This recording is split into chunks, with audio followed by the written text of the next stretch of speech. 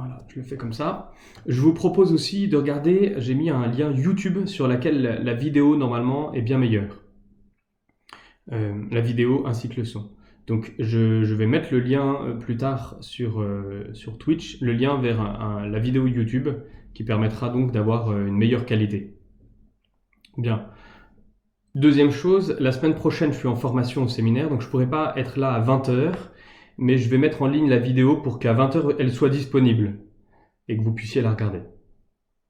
Ce sera juste une rediffusion, ce ne sera pas tout à fait en direct, ce sera un peu différent.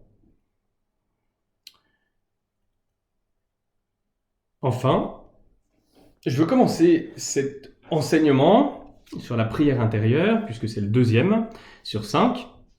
Je veux commencer par un témoignage. Cette fois-ci, ce ne sera pas mon témoignage, ce sera le témoignage d'une jeune femme. Et je vais commencer par vous le lire tout de suite. Sur la prière d'oraison.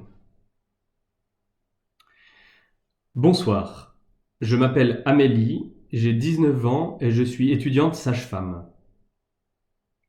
Depuis mes 8-9 ans, j'ai le désir de prier. On m'avait encouragé à le faire au caté, mais personne ne m'avait dit comment faire. N'étant pas né dans une famille très pratiquante, je ne pouvais pas prendre exemple sur mes parents. J'ai donc commencé à prier comme ça me venait, en parlant tout simplement à Dieu. Le temps que je lui consacrais, la manière dont je priais, ainsi que ma fidélité ont beaucoup fluctué au cours de mon adolescence. Pendant l'été, entre ma seconde et ma première, j'ai entendu parler pour la première fois de l'oraison, par quelqu'un qui témoignait de ce que ça avait changé dans sa vie. J'ai donc essayé, demandant quelques conseils à un prêtre, puis je me suis lancé. J'ai décidé de donner 10 minutes tous les matins à Jésus. Le début a été très riche. La prière me venait relativement facilement et je passais un bon moment avec Jésus. Puis sa présence s'est faite plus discrète et c'était plus difficile de tenir. Mais je lui avais dit que je lui donnais 10 minutes tous les jours et je ne voulais pas reprendre ma parole. Ça a apporté du fruit dans toute ma vie. Avec ma famille, on avait l'habitude d'aller à la messe seulement un dimanche sur 2. À la Toussaint, soit 2 mois après avoir commencé, je me suis retrouvé un jour à demander à mon curé s'il connaissait des gens qui pourraient m'emmener à la messe quand ma famille n'y allait pas. Depuis ce jour, je suis fidèle à la messe dominicale. À la fin de cette année, je suis allé à l'EPJ, l'école de prière pour les jeunes, où on prenait une demi-heure de prière, d'abord seul, puis avec les jeunes. En rentrant, je me suis rendu compte que c'était possible et bien plus riche, et j'ai donc augmenté mon temps d'oraison à 30 minutes, en pensant que ça ne tiendrait pas avec la rentrée. Mais je n'étais pas seul dans ce combat, et grâce à Dieu, j'ai tenu. Aujourd'hui, je ne m'imagine plus vivre sans rencontrer tous les jours Jésus dans la prière, sans lui remettre mes difficultés, mes peurs, les personnes que j'aime, mes joies et mes espoirs. Ce n'est pas facile tous les jours. Souvent je dois me forcer, et j'y vais seulement pour honorer la parole que j'ai donnée, ou par habitude. Mais je sais que même, et surtout dans ces moments-là, Jésus est présent et me comble de ses grâces, bien que je ne les vois pas. Je ne serais pas la personne que je suis aujourd'hui si je ne prenais pas le temps tous les jours de discuter, d'écouter, d'aimer et de me laisser aimer par Jésus. Il m'a soutenu dans les épreuves, consolé dans la tristesse, aidé dans mes choix, me permettant d'être fier de la personne que je deviens, sachant que c'est lui qui me transforme et me fait grandir. C'est un témoignage d'une jeune femme, vous avez entendu, qui a 19 ans et qui a commencé la prière il y a quelques années. Pour dire que c'est pas simplement un truc de prêtre qu'on apprend au séminaire, bien au contraire, bien au contraire. C'est possible pour tout le monde. J'ai eu un retour comme ça, j'en profite déjà pour le dire, un retour de quelqu'un qui me disait « Mais moi j'ai toujours cru que c'était fait pour les prêtres ou les religieuses, et je viens de découvrir que non. » Ben, très bonne découverte, puisqu'effectivement la prière silencieuse, c'est possible et même c'est souhaitable même pour tout chrétien. Alors, passons donc à notre premier enseignement, après ce beau témoignage. Le premier enseignement consiste à dire que l'oraison, le cœur de l'oraison, c'est la rencontre avec le Christ qui m'aime. Le cœur de la prière, c'est Jésus qui m'aime et qui m'attend. Et moi, je viens lui répondre et je viens me rendre présent à celui qui m'a appelé. Saint Jean nous dit dans une de ses lettres, ce n'est pas nous qui avons aimé Dieu, mais c'est lui qui nous a aimés le premier. Son amour est d'abord, non pas tant d'abord je vais vers Dieu, mais j'accepte que de me mettre en la présence de Dieu qui m'attend. L'oraison, c'est pas tant une affaire de je vais faire quelque chose pour Dieu, mais c'est une affaire d'abord de se laisser transformer par lui. Rappelez-vous l'exemple de Sainte Mère Teresa la semaine dernière, quand les religieuses lui disaient on aurait besoin de plus de temps pour travailler, elle disait passez 2 fois plus de temps à prier et Jésus vous donnera l'amour qu'il faut pour que ce que vous allez faire auprès des plus pauvres, des malades, vous le fassiez avec 2 fois plus d'amour. Que l'importance n'est pas tant dans le nombre de choses que je fais, mais de les faire avec amour. Et ça, pour ça, ça se fait avec Jésus. Alors, voilà la définition que donne Sainte Thérèse d'Avila de l'oraison. L'oraison mentale n'est à mon avis qu'un commerce d'amitié où l'on s'entretient souvent, seul à seul, avec ce Dieu dont on se sait aimer. Je vous rappelle simplement que vous pouvez prendre des notes. Cette citation-là, notamment, vous pourrez la réentendre. L'oraison mentale. L'oraison mentale, ça veut dire que ça n'est pas une prière vocale ou que je prononce par la voix. Ça n'est pas un chapelet. C'est différent. C'est une autre forme de prière. N'est à mon avis qu'un commerce d'amitié. Commerce, un échange d'amitié, une relation d'amitié. Parfois, on fait une rencontre du Christ. Cette rencontre, il est important qu'elle devienne une amitié, une relation. Ça devient un moment où je retrouve le Christ, comme je rencontre un ami, comme je noue une relation avec un ami ou avec ma famille, je passe du temps avec eux. C'est un échange. Le but qui m'attire là-dedans, c'est de mettre Jésus à la première place. Petit à petit, il va devenir, parmi toutes les relations, il va devenir à la première place. C'est dans l'Évangile qui dit, Jésus dit, qui ne me préfère pas à sa mère, son père, sa femme, ses enfants, n'est pas digne de moi. Jésus a petit à petit acquiert cette première place, qui n'est pas exclusive, ça n'exclut pas les autres, loin de là, bien au contraire. Une fois qu'on a mis Jésus à la première place, on se rend compte qu'on aime plus, qu'on aime mieux, qu'on arrive à pardonner, qu'on arrive à passer par-dessus les petites choses et qu'on aime de plus en plus autour de nous. Ça me transforme. En fait, l'oraison, ça me transforme. Toute la vie chrétienne est faite pour qu'on soit transformé. On est appelé à devenir Jésus lui-même, avec son regard, avec sa patience, avec son amour pour les personnes autour de lui. On est appelé à le devenir lui. Et ça se fait dans plein de choses, et notamment dans la prière, dans l'oraison. Une union transformante. Voilà ce qu'est l'oraison. Cela seul, dit Sainte Thérèse d'Avila. On s'entretient souvent seul à seul. Seul à seul parce qu'il s'agit d'une rencontre personnelle.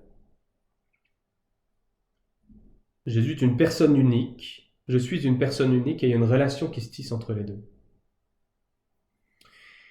Et qu'est-ce qui m'amène à là? C'est la certitude que Dieu m'attend et qu'il m'aime. C'est ce que dit Sainte Thérèse d'Avila, avec ce Dieu dont on se sait aimer. Le début, c'est pas tant, je redis encore une fois, c'est pas tant à la force du poignet, je vais aller voir Dieu pour faire le travail qu'il me demande de faire, etc. C'est surtout, je me laisse transformer, je me laisse, si j'ose le mot, il est dans le prophète Osée, je me laisse séduire.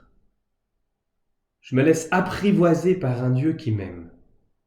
Moi, je viens à sa rencontre, non pas parce que j'ai quelque chose à me prouver, mais parce que je suis attiré par ce Dieu qui veut devenir mon ami.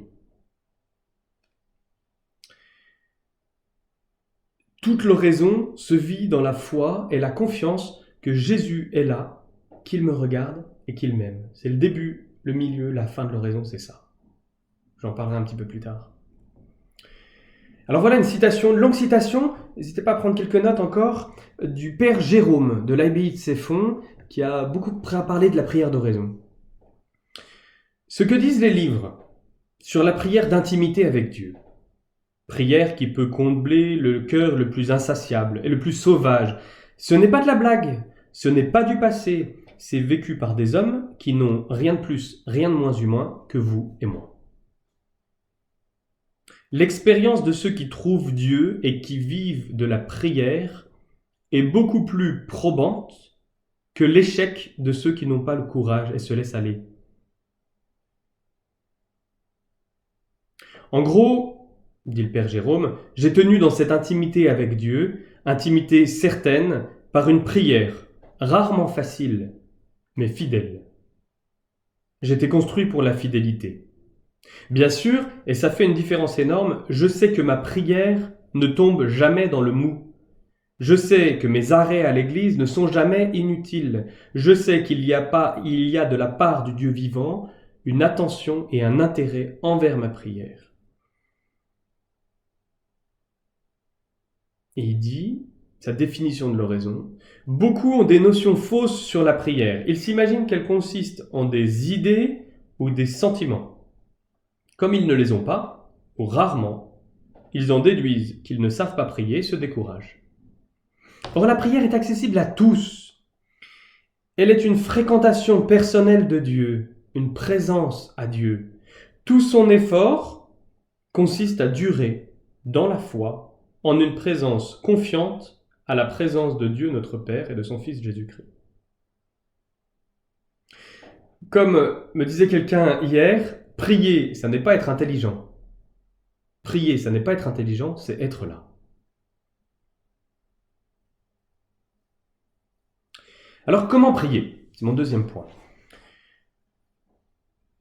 Par la foi. Le Seigneur lui-même a donné tout ce qu'il faut pour le rencontrer et m'unir à lui. C'est ce qu'on appelle les 3 vertus théologales, qu'on appelle autrement, on les trouve dans les lettres de Saint Paul, la foi, l'espérance et la charité. Par la foi, je crois.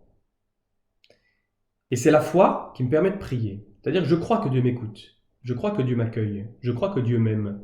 Je crois que Dieu m'enseigne par Jésus. Par la foi, je crois. Je tiens aussi en sa présence. Par la foi, je connais Dieu, mais d'une connaissance de relation. Vous connaissez peut-être le mot connaître dans la Bible, dans l'Ancien Testament, le mot connaître en hébreu a un sens très particulier. Il ne s'agit pas de connaître une idée. On connaît quand on connaît une personne. Quand on a un lien avec une personne, une relation qui s'est tissée, à ce moment-là, on peut dire « je connais ». Le mot « connaître » dans la Bible va jusqu'au point que pour parler de l'union d'un homme et d'une femme, on parle de « l'homme connu sa femme ». Donc la connaissance, c'est quelque chose qui n'est pas simplement théorique ou abstrait, intellectuel uniquement, mais quelque chose qui est de l'ordre de la relation qui s'est tissée. Par la foi, je connais Dieu d'une connaissance de relation. Je le rencontre, je suis en sa présence. Je le connais comme le Fils connaît le Père connaît le Fils. Et la foi, elle me permet de dire, Seigneur, je crois que tu es là, je viens à toi et je t'aime. C'est la foi qui nous permet ça. En même temps, Dieu est venu dans l'incarnation, et donc Dieu a pris un corps. En Jésus, il a pris un corps humain. Et donc quand on y va, quand on va dans la prière, une des premières choses à faire, c'est de partir à la rencontre de Jésus, vrai Dieu et vrai homme. Sainte Thérèse d'Avila nous dit, pour commencer dans l'oraison, appliquez-vous, puisque vous êtes seul, à trouver une compagnie. Représentez-vous, notre Seigneur, Jésus, auprès de vous. Si vous vous habituez à le considérer près de vous, s'il voit que vous faites cela avec amour et que vous vous appliquez à lui plaire, vous ne pourrez plus vous en débarrasser. L'erreur de Sainte Thérèse d'Avila, elle veut nous en préserver, c'est de croire que, au départ, pour prier, il faut faire le silence, le vide intérieur. Il ne faut plus avoir de pensée, plus de distraction, et puis attendre que Dieu parle. Ça peut marcher dans certaines peut-être des techniques de méditation, mais ça n'est pas la prière chrétienne. Ça n'est pas la prière chrétienne. Au début, on a besoin de chercher Dieu activement. Et qu'est-ce que ça veut dire? Ça veut dire ça va commencer par chercher à connaître Jésus. Et c'est pour ça qu'on dit venez à l'oraison avec les textes du jour, avec les textes de la liturgie du jour, ou un autre texte. Si vous commencez un évangile et que vous le suivez petit à petit, vous pouvez prendre ce texte-là. Parce que dans les Écritures, Dieu se révèle. Contemplez Jésus, qu'est-ce qu'il fait, qu'est-ce qu'il dit, comment est-ce qu'il... Arrêtez-vous sur une phrase, comme on va le faire tout à l'heure dans le texte. Arrêtez-vous sur une phrase. Et laissez cet Jésus homme qui dit, qui parle, qui guérit, qui prêche, qui prie, laissez-le vous toucher. C'est comme ça qu'on rentre dans l'oraison, en regardant Jésus, en lui demandant d'être juste à côté de nous, en essayant d'être avec lui.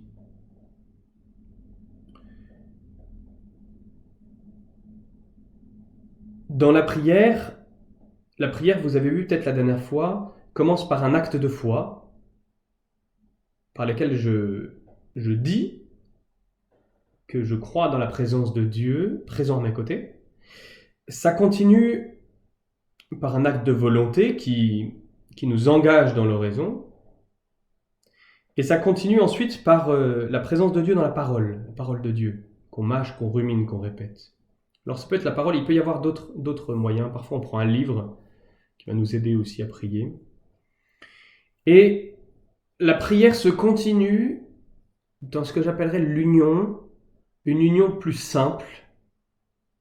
Le moment où on n'a plus besoin ni de parler, ni de lire, ni de réfléchir, mais où on se sent bien en la présence de Dieu.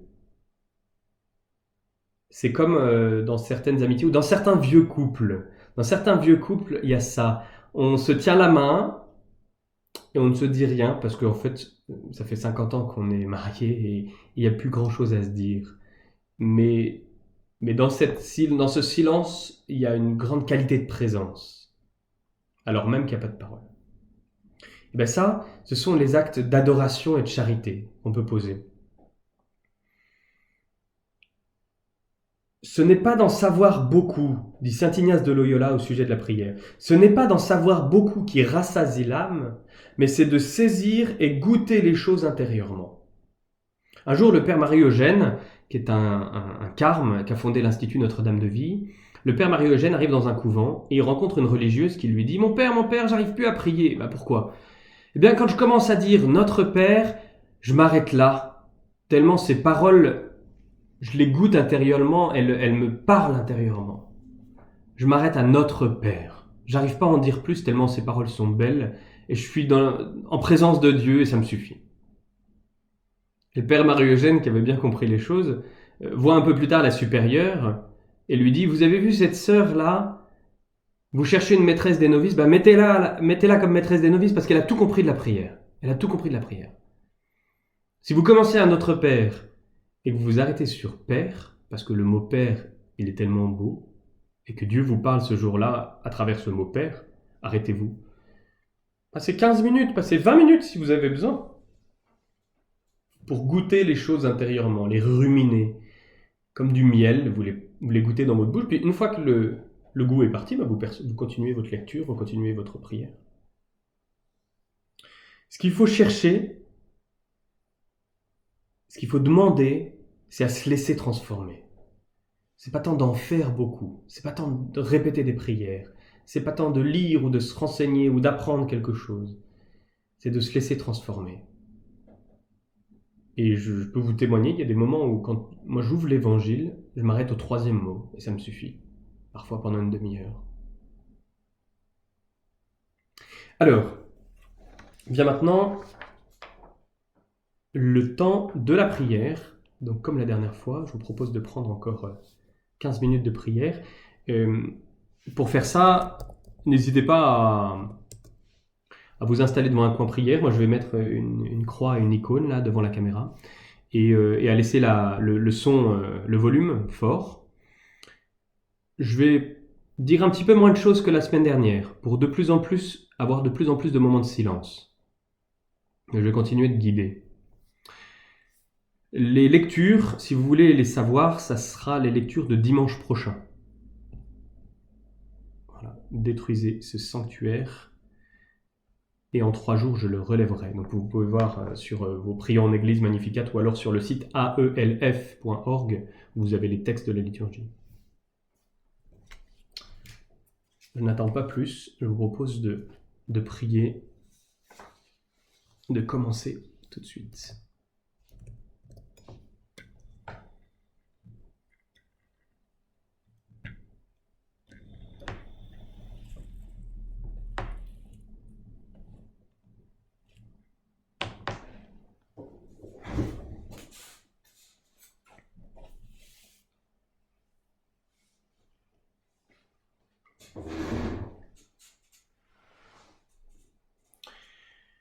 Je commence ce temps d'oraison en me mettant à genoux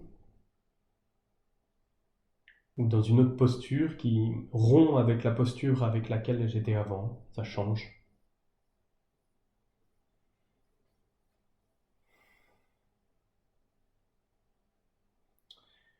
Et je commence ce temps d'oraison par un signe de croix où je m'emplis de la présence de Dieu.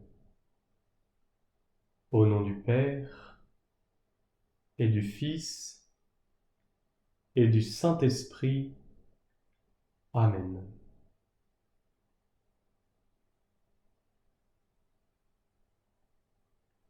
Seigneur, tu es là, présent, à mes côtés toujours. Et moi, je me rends présent à celui qui est présent. Je crois que tu es là. Peu importe mes émotions, mes sentiments, même si je crois que je ne suis pas digne ou que la journée a été difficile, je crois que tu es là, à côté, toujours. Et je veux être là pour toi pendant ces 15 minutes. Je veux être à ton écoute. Je veux me laisser transformer par toi. Je suis sûr que je fais ta joie en étant là devant toi.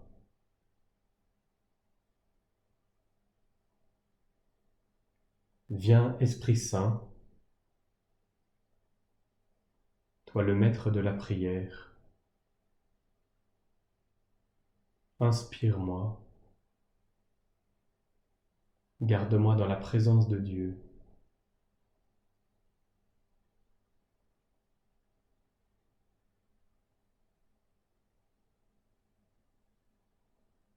Viens, Esprit de sainteté, viens, Esprit de lumière, viens, Esprit de feu, viens nous embraser.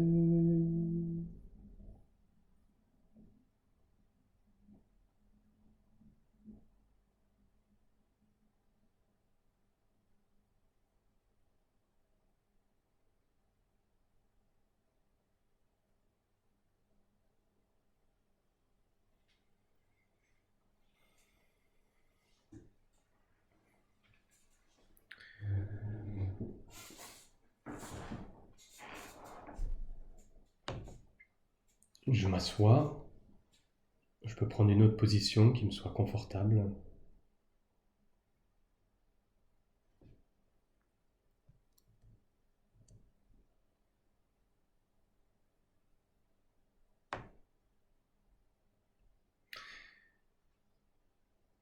De l'Évangile de Jésus-Christ selon saint Jean. Chapitre 2, verset 13. Comme la Pâque juive était proche, Jésus monta à Jérusalem. Dans le temple, il trouva installés les marchands de bœufs, de brebis et de colombes, et les changeurs. Il fit un fouet avec des cordes, et les chassa tous du temple, ainsi que les brebis et les bœufs. Il jeta par terre la monnaie des changeurs, renversa leur comptoir, et dit aux marchands de colombes, « Enlevez cela d'ici, cessez de faire de la maison de mon père une maison de commerce. » Ses disciples se rappelèrent qu'il est écrit, « L'amour de ta maison fera mon tourment. » Des Juifs l'interpellèrent. « Quel signe peux-tu nous donner pour agir ainsi ?» Jésus leur répondit, « Détruisez ce sanctuaire, et en 3 jours je le relèverai. » Les Juifs lui répliquèrent, « Il a fallu 46 ans pour bâtir ce sanctuaire, et toi, en 3 jours, tu le relèverais ?» Mais lui parlait du sanctuaire de son corps. Aussi, quand il se réveilla d'entre les morts, ses disciples se rappelèrent qu'il avait dit cela. Ils crurent à l'Écriture et à la parole que Jésus avait dite. Pendant qu'il était à Jérusalem pour la fête de la Pâque, beaucoup crurent en son nom, à la vue des signes qu'il accomplissait. Jésus, lui, ne se fiait pas à eux, parce qu'il les connaissait tous et n'avait besoin d'aucun témoignage sur l'homme. Lui-même, en effet, connaissait ce qu'il y a dans l'homme.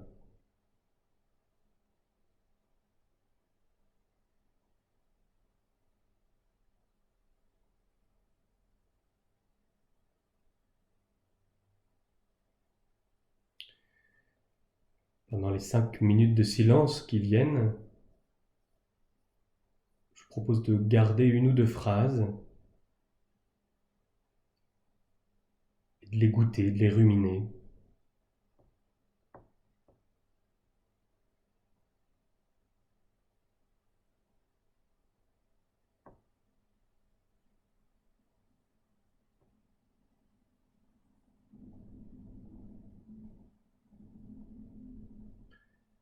Ses disciples se rappelèrent qu'il est écrit « L'amour de ta maison fera mon tourment. »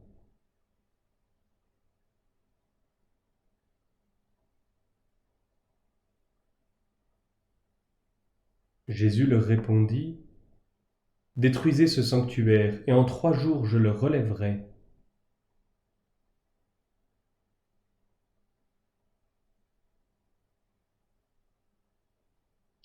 Ses disciples crurent à l'Écriture et à la parole que Jésus avait dite.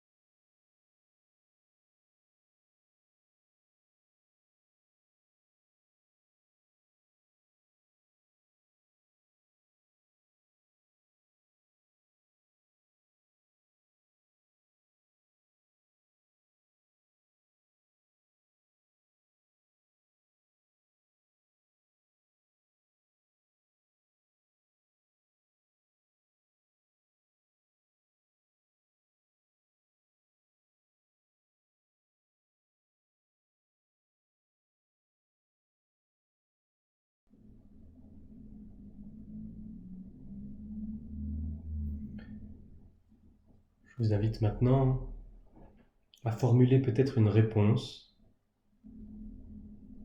à ce verset, à cette phrase, s'il y en a une qui vous a marqué particulièrement.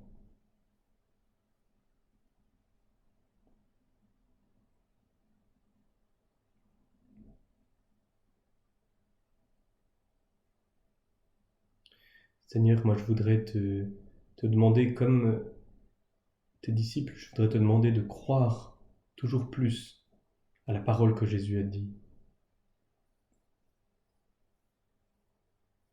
à croire à ta parole. Oui, Seigneur, donne-moi de croire encore plus.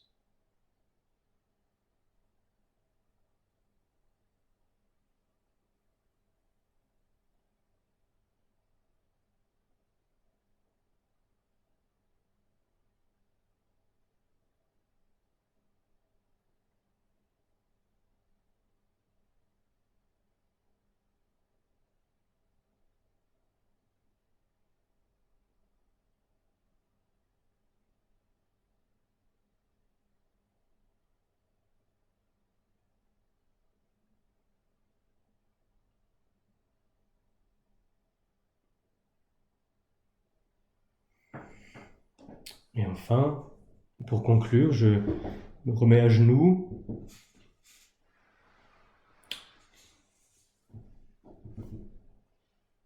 Je me remets en présence de Dieu. Et Seigneur, tu es là. Tu n'as cessé d'être là. Moi, je suis parti parfois, j'ai eu des distractions. J'ai pensé à plein de choses. J'ai essayé d'écouter ta parole, de te répondre. Et toi, tu étais là, à chaque instant. Merci parce que tu travailles. Même si je ne sens rien, tu travailles en moi. Merci pour la parole que tu m'as dite.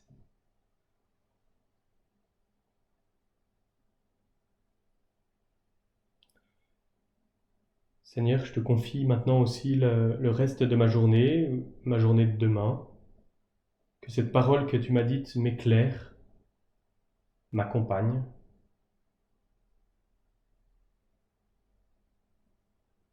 Je te demande pardon aussi, Seigneur, si j'ai été si peu présent à toi pendant ce moment de prière.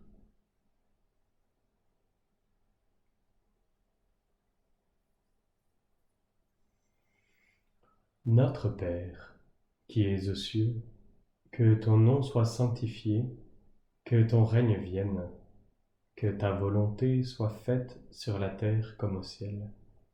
Donne-nous aujourd'hui notre pain de ce jour. Pardonne-nous nos offenses, comme nous pardonnons aussi à ceux qui nous ont offensés. Et ne nous laisse pas entrer en tentation, mais délivre-nous du mal.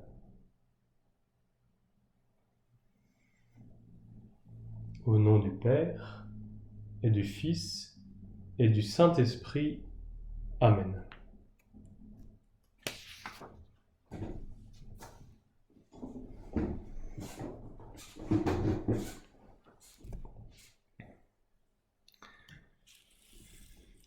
Bien.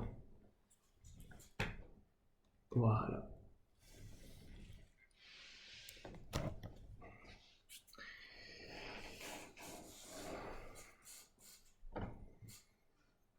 Alors j'espère que ce temps d'oraison fut bon, qui vous donne envie peut-être de prendre plus longtemps, plus de temps de silence, notamment.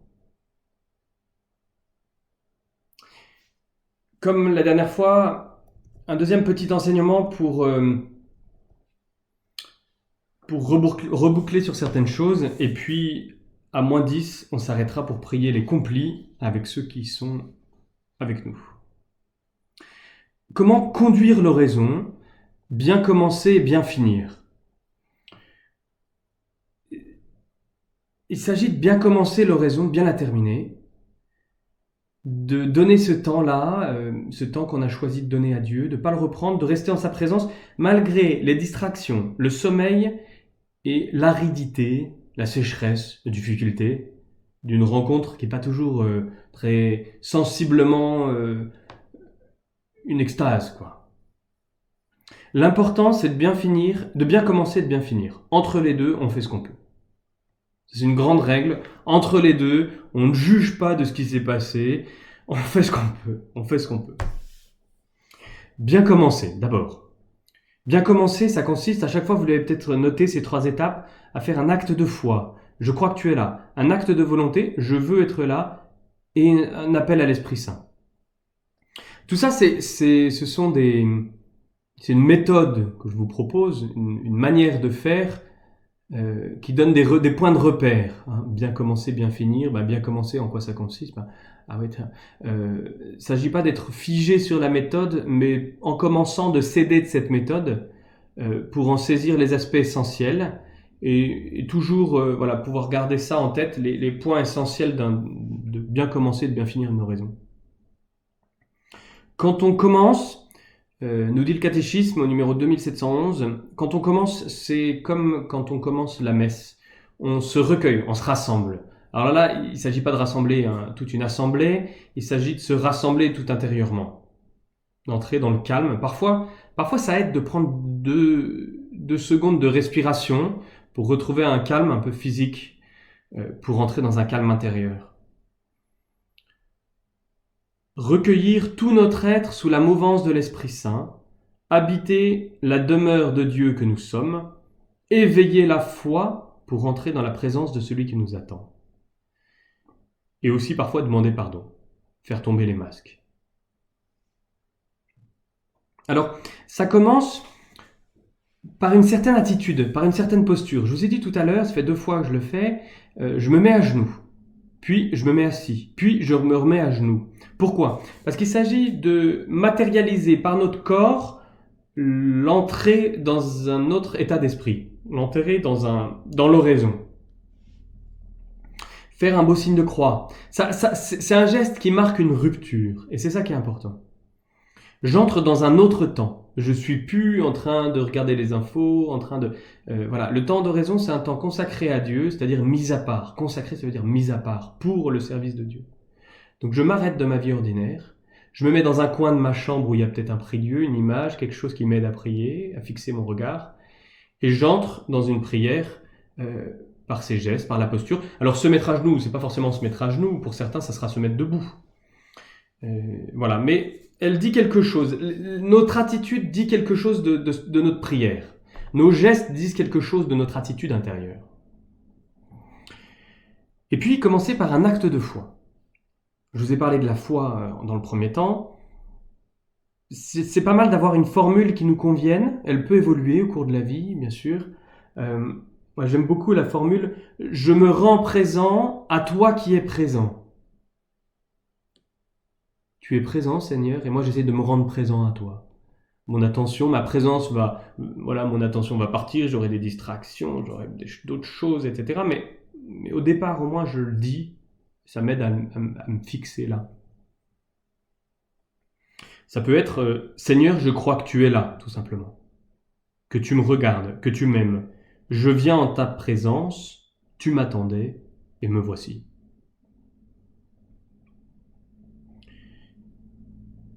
On peut continuer aussi par cet acte d'adoration. Seigneur, tu es mon roi, tu es mon Dieu, je viens me mettre à ton écoute, à ton école. Je t'aime, je t'adore. Et puis on lance le pilote automatique. Alors c'est le père Caffarel qui parle de ça. Il dit l'acte de volonté, le je veux et je décide d'être là pendant 15 minutes, même si j'ai peut-être plein d'autres choses à faire aujourd'hui, etc. Même si j'ai peut-être plein de soucis, plein d'inquiétudes et que dans ma tête, même si moi ça m'arrivait quand j'étais en prépa, quand j'allais prier à l'oraison, je m'installais devant Dieu. Les 2 premières minutes j'étais là, Seigneur je suis là, je suis heureux d'être avec toi, je suis content que tu sois là, etc. Je veux rester là en ta présence pendant une 20aine, 30aine de minutes. Et ensuite, boum, je tombais de sommeil parce que j'étais fatigué et je me réveillais à la fin. Alors, on ne fait pas toujours ce qu'on peut, parfois on est épuisé de fatigue, mais j'avais donné ce moment-là à Dieu, et je savais que dans ce moment-là, même dans le sommeil, Dieu travaille. Au séminaire, on nous dit parfois, quand on dort, on nous dit « Dieu comble son bien-aimé quand il dort ». C'est un verset de psaume. Dieu comble son bien-aimé quand il dort. Il ne s'agit pas de faire exprès de dormir, évidemment. ne s'agit pas de se mettre dans son lit en se disant « je vais faire oraison dans mon lit, Seigneur, il est 23 heures et je vais faire une belle oraison ». Ça aurait aucun sens. Mais c'est pas si grave. Voilà, un acte de volonté où je veux. C'est ça, c'est le pilote automatique du Père Caffarel. Je veux être là. C'est, si je le cite, le Père Jérôme, alors c'est encore un autre dont je vous ai parlé tout à l'heure, l'acte de volonté, ou les petits actes de volonté qui vont rythmer mon moment d'oraison, où je vais redire à Dieu, je veux être là. Et j'étais parti dans une distraction là, mais je veux être là de nouveau. Sans se faire de mal, sans se forcer, mais en redisant, en se remettant de nouveau dans la présence de Dieu. Les actes de volonté, ce sont les poteaux qui tiennent le fil électrique qu'est l'oraison. Il y a besoin d'en avoir régulièrement, au cours de l'oraison, d'être remis en présence de Dieu, en disant « je veux être là devant toi ». Et puis enfin, appeler l'Esprit Saint. C'est lui qui m'apprend à prier, c'est l'Esprit Saint qui prie en moi. Sans son aide, je ne sais pas prier. L'Esprit Saint prie en nous, dit saint Paul, par des prières inexprimables, par des gémissements inexprimables. Enfin, bien finir. Bien finir, c'est rendre grâce et surtout, ne pas juger son oraison. Rendre grâce, donc, tout à l'heure, vous l'avez entendu, je me remets à genoux, je me remets en présence de Dieu, si j'ai divagué, si j'ai pensé à plein de choses. Je me remets en présence de Dieu, doucement, je ne me juge pas moi-même. Les distractions, ça arrive. Je reviens simplement en présence de Dieu, c'est tout. Je rends grâce pour la présence de Dieu, je le remercie. Je rends grâce pour la parole qui m'a été dite, s'il y en a une.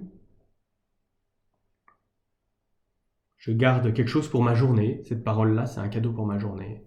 Ça peut se transformer en résolution. Tu m'as parlé de la parole de Dieu.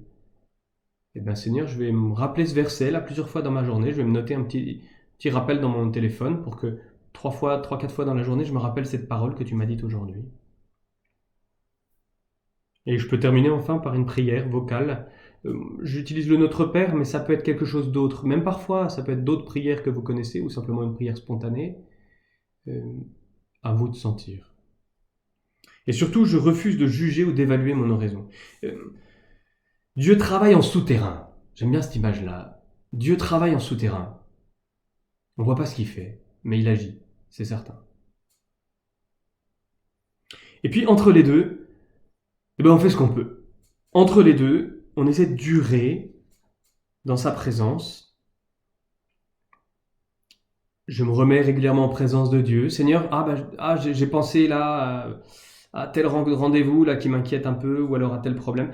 Bon, pas besoin de s'attarder trop sur ces distractions. Madeleine Delbrel dit « Les distractions deviennent prières quand on pense à elles avec Dieu. » Seigneur, je repense là qu'il faut que j'aille faire des courses là tout à l'heure. Seigneur, voilà, je te le confie. Puis je reviens au texte ou à la présence de Dieu. Lutter contre les distractions, c'est parfois se distraire davantage. Je m'en veux d'avoir été distrait. C'est encore pire, ça nous emmène loin, très loin, mais pas à la prière. Plus à la prière. Alors on revient tranquillement. Par des petites choses. Je veux être là pour toi. Je suis content d'être là avec toi. Sans tension. En même temps, en ayant fermement décidé d'être là pour Dieu.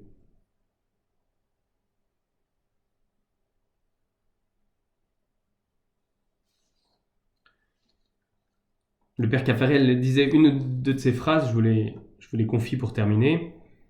Il disait le pilote automatique, il faut préciser que le je veux, par un acte de volonté lucide et vigoureux. Je dirais par exemple, Seigneur, je veux de cet horizon ce que tu en veux. Seigneur, je me mets à ta disposition. Seigneur, je veux rester exposé à ton regard comme on s'expose au soleil. Tant que je ne me rétracte pas, quoi qu'il en soit des incidents de parcours, distractions, somnolence, ma prière persiste, portée par l'intention de départ. Aussi n'ai-je jamais le droit de penser mon oraison a été mauvaise, du moment qu'au début, j'ai réglé le pilote automatique, et qu'en cours de route, de temps en temps, j'ai réaffirmé le « je veux » du début.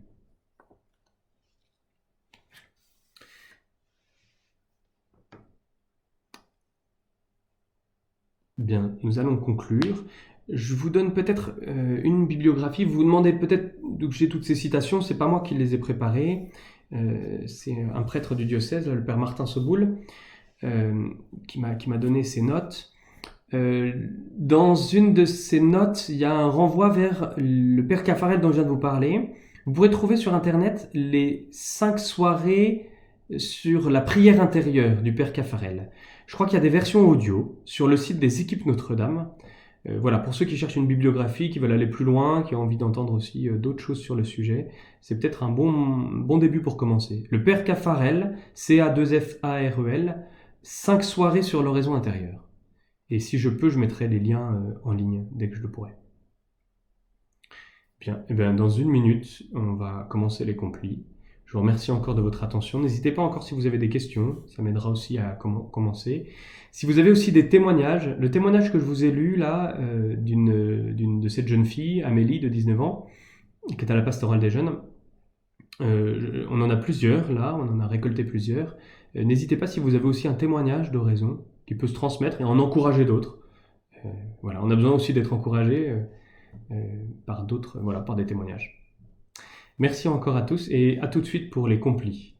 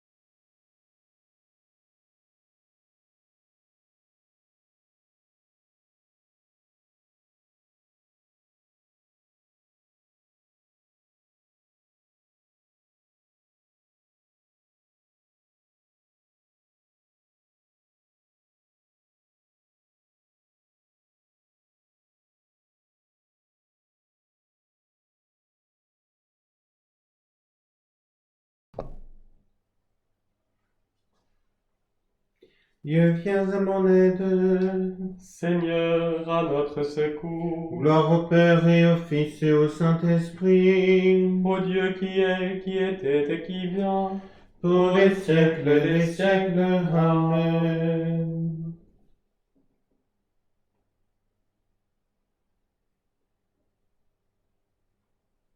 Implorons la miséricorde du Seigneur. Je confesse à Dieu Tout-Puissant. Je reconnais devant mes frères que j'ai péché, en pensée, en parole, par action et par omission. Oui, j'ai vraiment péché. C'est pourquoi je supplie la Vierge Marie, les anges et tous les saints, et vous aussi mes frères, de prier pour moi, le Seigneur notre Dieu. Dieu Tout-Puissant nous fasse miséricorde, qui nous pardonne nos péchés, nous conduise à la vie éternelle. Amen. En toi, Seigneur, nos vies reposent et prennent force dans la nuit. Tu nous prépares à ton aurore et tu nous gardes dans l'esprit. Déjà levé sur d'autres terres, l'homme réveille les cités. Amis des âmes, vois leur peine et donne-leur la joie d'aimer. Vainqueur du mal et des ténèbres, ô Fils de Dieu ressuscité, délivre-nous de l'adversaire et conduis-nous vers ta clarté. Mon Dieu, tu ne peux m'abandonner à la mort. Garde-moi, mon Dieu, j'ai fait de toi mon refuge. J'ai dit au Seigneur, tu es mon Dieu. Je n'ai pas d'autre bonheur que toi. Toutes les idoles du pays, ces dieux que j'aimais, ne cessent d'étendre leur ravage. Et l'on se rue à leur suite. Je n'irai pas leur offrir le sang des sacrifices. Leur nom ne viendra pas sur mes lèvres. Seigneur, mon partage et ma coupe. De toi dépend mon sort. La part qui me revient me fait mes délices. J'ai même le plus bel héritage. Je bénis le Seigneur qui me conseille. Même la nuit, mon cœur m'avertit. Je garde le Seigneur devant moi sans relâche. Il est à ma droite, je suis inébranlable. Mon cœur exulte, mon âme est en fête. Ma chair elle-même repose en confiance. Tu ne peux m'abandonner à la mort, ni laisser ton ami voir la corruption. Tu m'apprends le chemin de la vie, devant ta face débordement de joie.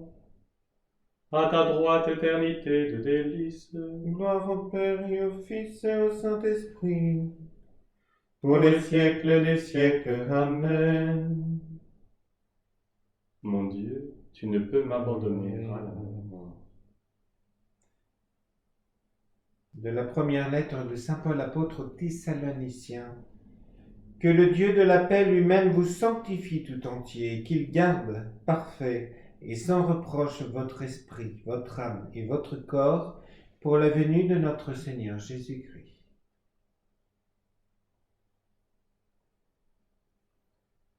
En tes mains, Seigneur, je remets mon esprit. En tes mains, Seigneur, je remets mon esprit.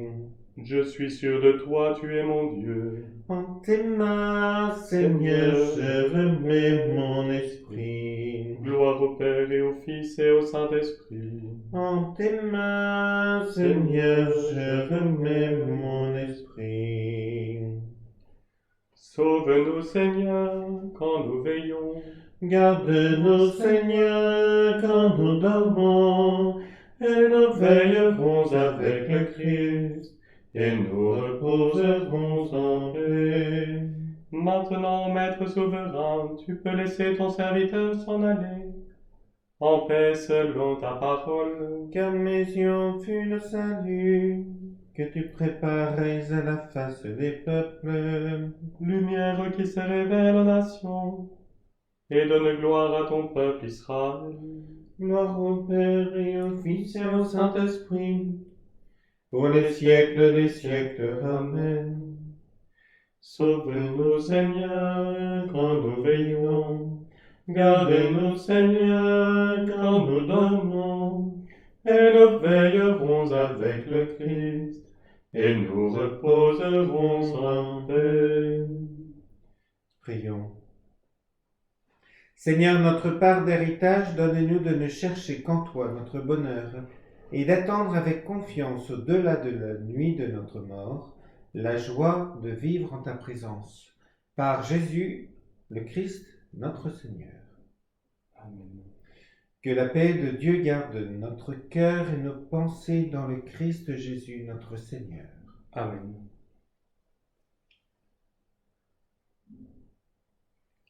Ave Regina Celorum, Ave Domina Angelorum, salve radix, salve pauta, ex qua mundo lux exalta, gaude Virgo gloriosa, super omnes speciosa, valero valde decrora, et pro nobis Christum exora. Saint Jean-Baptiste, Amen. Priez pour nous. Saint Léger, Priez pour nous. de Saints Anges Gardiens, Veillez sur nous, protégez-nous.